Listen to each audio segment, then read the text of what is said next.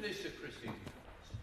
Mr. Speaker, a pleasure to see you in your place. Alas, my England top that we were debating on Twitter remains safely in my office for at least the next 8 minutes. May I start by congratulating the honourable member for Wealden in securing this debate to discuss the important subject of accessibility to the rail network. Possibly, I would say, the second most important thing happening this evening, or certainly televisual event happening this evening. And my honourable friend was, of course, responsible for accessibility in her time as Parliamentary Under-Secretary of State at the Department for Transport, and I'd like to thank her for her contributions and successes in that period.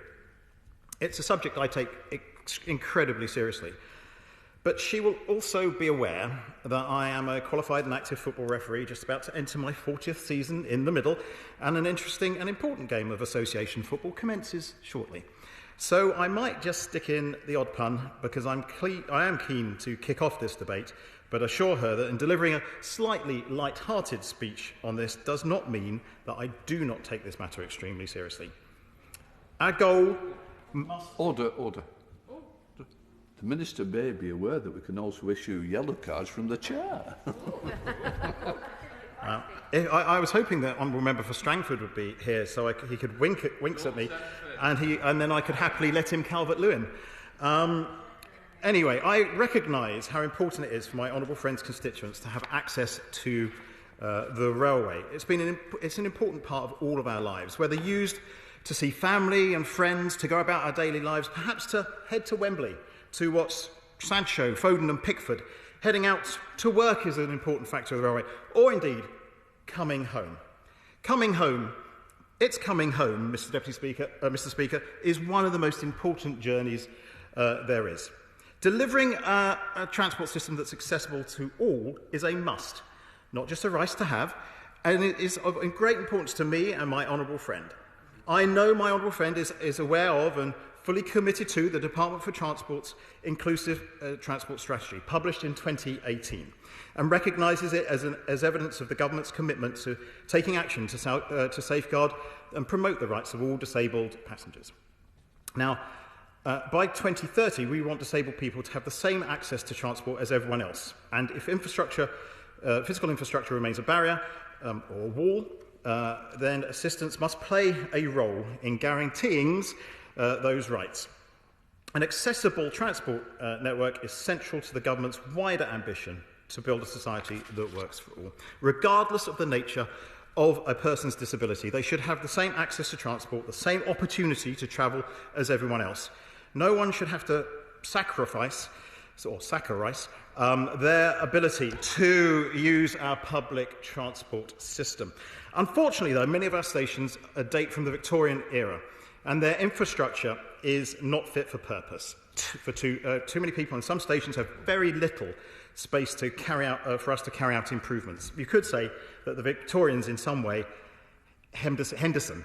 Those 19th century stations were not built with the needs of 21st century passengers in mind, which has left us with the huge task of opening up a rail network to disabled passengers that's not fit for it.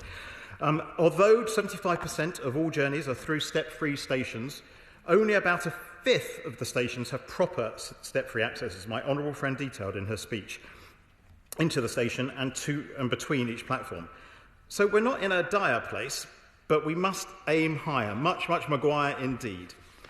Clearly, accessible stations make a huge difference to people's journeys experience, not only to people with reduced mobility, but also those carrying heavy luggage or those with pushchairs, which is why we have continued the Access for All programme, and the Inclusive Transport Strategy included a commitment to extend our Access for All programme across control period 6 between 2019 and 24, with an additional £350 million sterling, Mr. Speaker, of funding from the public purse.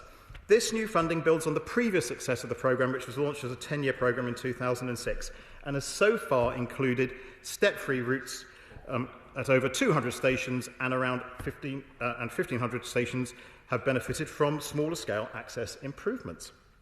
I'm committed, Mr. Speaker, to ensuring that Network Rail speed up the planning and delivery of tactile paving across the network. Tactile paving means people with buggies, people with sight issues can feel by foot or by cane when they are approaching the platform edge. The bumps underfoot almost feel like stones, and people can move around the platforms more confidently in a sure-footed fashion. We want to be in a place where every passenger can feel like a confident walker at our station, with there being no trippier hazards. It is right that I paid tribute to my honourable friend and the role she played. What she did was a great fillip for the accessibility cause, and we are now reaping the benefits of her work. If I may now turn, Mr. Speaker, to the stations in Wealden. As my honourable friend will know, Crowborough is more famous currently for being chanted by England fans in the song Sweet Crowborough Line, but also the Edgeridge stations were both nominated for Access for All funding and will receive funding to create accessible step-free routes via the South Gate, with works due to be completed by 2024 at the latest. We're also pressing the industry to comply with its various legal requirements, and the Office of Road and Rail recently consulted on an accessible travel policy guidance. The revised guidance will include proposals that will strengthen provisions put in place that ensure disabled people can use our rail network. And I've encouraged the ORR to take enforcement action against train and station operators who are found not to be meeting their accessibility options. Mr. Speaker, let's hope there is no need for penalties. In May, we published our white paper, the Williams-Shapps Plan for Rail, the biggest shake-up of the network seen in 3 decades. We'll be bringing the railway together under a single national leadership of a new public body, Great British Railways, with one overwhelming aim: to deliver for passengers. It reinforces the government's commitment on accessibility too. Indeed, accessibility is threaded through the white paper, like a pass from Jack Grealish weaving through the Danish defence to Marcus Rashford. Great British Railways will also own and be responsible for the entire passenger offer, and will put accessibility at the core of its decision-making. Our vision is that accessibility become an integral part of the passenger offer for all. I hope I have, in the short time I've had available, demonstrated that this government is committed to improving access at stations for disabled passengers, including at my honourable friend's in my honourable friend's constituency. Like her, we think these problems have been allowed to mount up for too long. Through both specific projects such as Access for All and improvements delivered as part of our wider commitment to improving the trail network, we are doing our bit gradually, and I would like to speed up. And I can give my honourable friend the assurance that in the spending review, I will be putting in a healthy bid for the continuation of the Access for All programme. I guess I shall finish because I do not want to test the patience of the House staff, who I'd like to thank for being here tonight. I'd like to thank you, Mr. Speaker. I wish good luck to England. I'd like to thank my honourable friend, the member for Wealden, for the contribution she made, and I very much do look forward to visiting her constituency. Well, at least the members got the good news, and let's hope that England do win tonight. That's the news that I want to put out there. Come on, England, let's get there.